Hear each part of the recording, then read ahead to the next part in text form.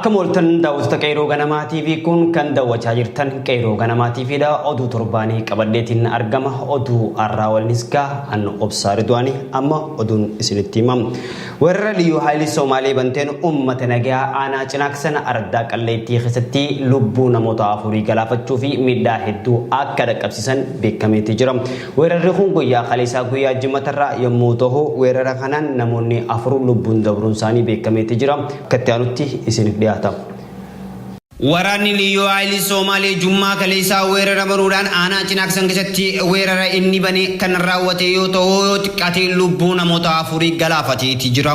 Akka odeeffannoon arganne ji'a adoolessaatii dambar 2018 waraanni liyyuu poolisii naannoo Somaalee ganama irraa kaasuudhaan dhukaasa godhee aanaa Cinaaksan Ardaa Turqallee weeraruun lola bananii yoo xiqqaate namoota afur akka ajjeefamanii fi hedduun ammoo kan madaa'an ta'uu gabaasni arganne ni ibsa. Makkalakiyaan naannicha to'ataa jiru nageenya uummataatiif tasgabbii naannichaa keessatti buusuu akka hin dandeenye haleellaan hamaan liyyuu poolisii har'a isaan irratti raawwate ragaa ta'uun jiraattonni aanaa Cinaaksan beeksisaniiti jiran. Dabalataanis guyyaa muummichi ministeera Dr. Abiy Ahmad daangaa naannolee lamaanii irratti waraana federaalawaa akka jidduu seenee tasgabbeessu ajaje irraa jalqabii weerarri liyyuu poolisii akka hammaatee fi akkasumas liyyuu poolisii fi deeggarsa makkalakiyaa irraa kan godhamuuf ta'uu jiraattonni aanicha himaniiti jiran. Waraanni raayyaa ittisa biyyaa aanaa keenya keessa jiru rakkoo uumuu malee furmaata nuuf hin ta'u jechuudhaan mootummaan furmaata maaliif nu dhabe jechuudhaan maaliif callisee nutti ilaalee jechuudhaan uummanni komii qaban dhiyeeffataniiti jiran. Ji'a adoolessaa kana qofa lubbuun namoota baay'ee akka galaafatamee jirus gabaasuun keenyas ni yaadatama. Erga turtii waggoota 20 boodatti uummanni Eertiraatii fi akkasumas uummanni Itoophiyaadhaa guyyaa arbaadhaan gaddaa wal harkanii wal hammatanii firootan adda citan walitti dhufeenya isaanii akka gammadan gabaafameeti jira. Bal'inoo oduu kanaatiif gammachuu Siraaj akka itti aanutti isiniif qindeessa. Itoophiyaa fi Eertiraan wal dhabdee baroota dheeraaf walitti gaarreenfannaa wal waraansaa hamaa bara 1998 hanga bara 2000tti lubbuun lammiilee gara lamaanii 18 baduun isaanii ni yaadatama. Walitti gaarreenfannaa biyyoota lamaan jidduu ture lammiileen gara lamaanii adda cituun halaalatti wal yaadaa turuun isaanii ni yaadatama. Erga muummichi ministeeraa Dr. Abiy Ahmad gara aangootti dhufe hariiroon biyyoota lamaanii bifa araaraatiin hariiroo biyyoota lamaanii irratti walii galan lammiileen biyyoota lamaanii akka wal argan Finfinnee irraa gara Asmaraatti lammiileen Itoophiyaa muummicha ministeeraa duraanii Hayilamaariyaam Dassaalany dabalatee namoota 450 gara Eertiraa dhaquudhaan lammiilee isaaniitiin wal argan. Koreen dhimma hawaasa musliimaa fala barbaaddu tan taatee ijaaramtee ibsa miidiyaa biyyattiitiif guyyaa dheengaddaa kananiiti jiran. Bal'inoo oduu kanaatiif gaa akka itti aanutti isinitti himamu. Koreen dhimma hawaasa musliimaa irratti qorannoo akka gaggeessu hundeeffameen ibsa gaazexeessootaaf biyyattiitiif kennaniiti jiran. Ji'a adoolessaa guyyaa 19 bara 2018 koree miseensota 9 qabu kan dhimma hawaasa musliimaa irratti qorannoo gaggeessuun rakkoolee hawaasichaatiif yaada furmaataa akka qopheessuuf muummichi ministeeraa kan hundeeffame yoo ta'u guyyaa hundeeffama irraa kaasee maal irraa akka jiruuf maal akka hojjechaa jiruuf koree guyyaa adoolessaa 19 gaazexeessootaaf biyyattiitiif ibsa kannaniiti jiran. Ibsa kana irratti koreen haarofni kun hoggantoota majlisaati koree furmaata barbaaddu hawaasa musliimaatiif kan bakka bu'an ta'u jechuudhaan ibseera. Hojiin koree kana caasaa majlisaa cimaa tahee ganda irraa ka'ee hanga federaalaatti haala kamiin akka ijaaramuu qabuu fi musliimoota hunda hammatee tajaajila barbaachisu kennuu kan danda'u akka ta'us qorannoon bal'aa fi saayinsawaa tahee gaggeessuu irratti kan xiyyeeffate ta'us ibsaniiru. Dhimma baasii sirna hajji baranaa ilaalchisee qarshii 5,000 kan gad buusuu danda'u xiyyaara Itoophiyaa akka ta'ee fi koreen kun ammas dhimma kana irratti xiyyeeffannaa kennuun ni hojjeta ta'us beeksiseeti jira. Abbaa Gadaa Sabaqoo obbo Shaamil bakka jiranitti qeeroon magaalaa Baddeessaadha. Hoggantoota jalatti guyyaa kaleessaa filannoo abbootii gadaa gaggeessaniiti jiran. Bal'inoo oduu kanaatiif waan kanarraa hafe Muhyiddin Muhammad akka itti aanutti isinitti himamu. Guyyaa har'aan tanaa qeerroon magaalaa Baddeessaa gaaddisa hooggansaa abbaa gadaa jalatti filannoo gaggeessitoota qeerroo magaalaa Baddeessaa filataniiti jiru. Akka qeerroon magaalaa Baddeessaa dubbatanitti kanaan dura dantaa dhuunfaa fi abbootii qabeenyaa qabatanii qabsoo uummata Oromoo fi qeerroon dhiigaan fidan irratti warreen baacaa turan ofirraa kaasuuf koree haarawaa filataniiti jiru.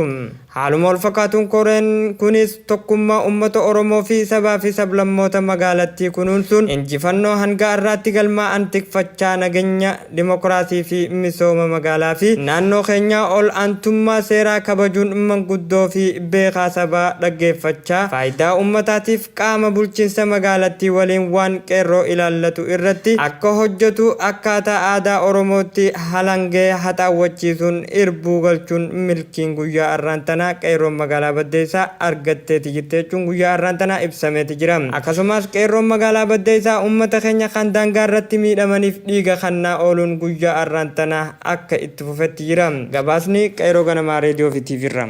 Adoolessaa 15 jilli Jeneraal Kamaal Galchootiin hoogganamu kan dhaabbattoota sadii of keessatti hammatu hawaasa Oromoo bal'aa wajjin wal arguudhaaf sochii isaanii jalqabaniiti jiran. Jilli kun sochii isa jalqabaa kutaa Arsii lixaa dhaqanii uummata Oromoo bal'aa wajjin wal arganii simatanii jiran. Torbee kanaas kutaalee Oromiyaa kan Harargee Bahaa keessattuu magaalota hedduu keessatti sochii isaanii kan itti fufu ta'uu beekameeti jira. Bal'ina oduu kanaatiif akka itti aanutti isiniif qindaawa. Dhaabbotan siyaasaa kanneen biyyoota hambaa keessa turan keessattuu jiila Jeneraal Kamaal Galchoodha waamicha muummichi ministeeraa Dr. Abiy Ahmad godhee owwachuudha gara biyyaa galanii jiraachuun isaanii ni yaadatama. Jiilli kun erga biyyattii galiin hawaasa Oromoo kan waggaa dheeraaf adda turan wajjin wal arguudhaaf adeemsa isaa deeminsa irratti argameeti jira. Jiilli kun magaalaa Adaamaa irraa ka'uudhaan jalqaba irratti magaalaa Majootii fi Shaashamannee fi Zuwaayii dhaqanii uummata Oromoodha kan Arsiidhaa naannoo san jiraatu qeerroo biyyattiitii wajjin wal arkanii simannaan ho'aan taasifamee fi jiraachuun gabaasa nuti argannes nuuf addeessa. Jilli kun qophii isaa as qofatti osoo hin xumurre kutaalee Oromiyaa tan hafte mara keessatti adeemsa isaa kan jalqabu ta'us beeksiseeti jira. Jilli kun torbee as deemuu sanbata xiqqaa yookaanu guyyaa sabtiidhaa torbee as deemuu kana keessatti imala isaanii gara Harargee lamaanitti ni taasisanii eegamaa jira. Jilli kun Harargee lixaarraa magaalaa Mi'eessoo fi Ciroo Hirnatti hawaasa Oromoo bal'aa wajjin wal argu jaamee eegamaati jira. Jilli kun Harargee Bahaarraa Calanqoo seena qabeessa biyyattii tan taate achi dhaquudhaan hawaasa Calanqoo wajjinis wal argu. Jilli kun iddoo dhaloota gooticha Oromoodhaa Sooressa Jaarraa Abbaa Gadaa Watar jechuu achi dhaqanii qabrii Sooressa Jaarraa Abbaa Gadaatii fi iddoo dhaloota isaa dhaqanii daawwannaa fi ziyaaraa adda addaa qabrii Sooressa Jaarraa Abbaa Gadaa daawwachuudhaaf akka qophii xumuranis ibsaniiti jiran. Magaalaa Laangee fi Qarsaattis akkasumatti illee iddoo dhaloota gooticha Oromoodhaa Elamoo Qilxuu itti dhalatetti uummata Oromoo bal'aa wajjin wal arkan jechuudhaan eegamaati jira. Jilli kun hanga magaalaa Awwadaayetti sochii isaa yoo taasisu achiin gabboodhaan magaalaa Dirree Dhawaa dhaquudhaan hawaasa Oromoo bal'aa wajjin wal arka jaanii eegamaa jira. Akka qindeessitoonni jiila kanaa nuuf himanitti torbee as deemu kana keessatti magaalota armaan olii maqaa dhodhoomee kana hunda keessa deemuudhaan hawaasa Oromootiin simannaan akka taasisuuf nuuf ibsaniiti jiran.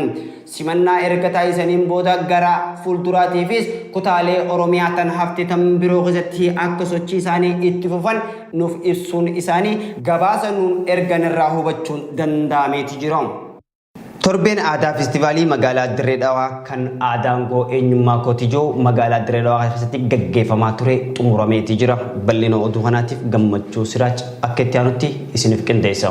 Torbeen aadaa festivaalii magaalaa Dirree Dhawaa haala gaariin xumurame. Torbeen aadaa festivaalii mata dureen isaa aadaan keenya eenyummaa keenya jedhu kun artistoota gameeyyii fi hayyoota beekamoo kanneen akka Dr. Artisti Alii Birraa, Mahadii Sheekaa akkasuma abbootii gadaa fi abbootii amantaa dargaggeeyyii fi shamarran aangaa'ota mootummaa bulchiinsa magaalaa Dirree Dhawaa fi itti aantu biiroo aadaa fi turizimii Oromiyaa Aadde Loomii Badoo irratti hirmaachuun haasaa gabaabaa akka taasiste dhagahame. Aadde Loomiin haasaa taasisteen akka jettetti Oromoon saba hammataa mirga ofiifis qabsaa'u akkasuma warreen kaanis ofitti hammatee jaalalaan akka waliin jiraatu dhaaman. Keessattuu magaalaan Dirree Dhawaa biqiltuu aadaa seenaa Oromoo akka taate wal naman gaafachiisu. Torbaan aadaa Oromoo kana kan isa adda godhu jiini inni itti kabajamaa jiru kun kan hawwisoon afran qalloo keessa hundaa'ee bara 1954 tti ji'a adoolessaa kan itti hundeeffamte ta'uunis yaadatamee jira.